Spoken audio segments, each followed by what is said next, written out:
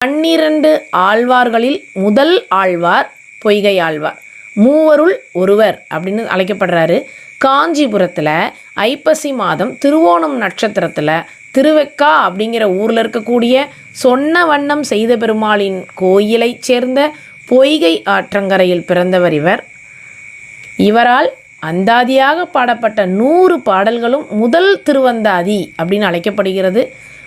முதல்ல விஷ்ணுவினுடைய 10 அவதாரங்களையும் பாடியவர் இவர். முதல் ஆழ்வாரும் இவர், முதல் திருவந்தாதி பாடல்களை இயற்றியவரும் இவர், 10 அவதாரங்களை முதலில் பாடியவரும் இவர். பொற்றாமரை பொய்கையில், அதாவது திருக்குளத்தில் தோன்றியதால் இவருக்கு பொய்கையினுடைய ஆழ்வார், பொய்கை ஆழ்வார் அப்படிங்கிற பெயர் வந்தது. ஆழ்வார்களில் சிலர் திருமாலினுடைய கையில் உள்ள 5 ஆயுதங்களில் ஏதேனும் ஒன்றின் அம்சமாக பிறந்தவர்கள் அப்படிங்கிறது வைணவத்தினுடைய கொள்கை. அதன்படி பொய்கை ஆழ்வார் பாஞ்சஜன்யம் அப்படின்னு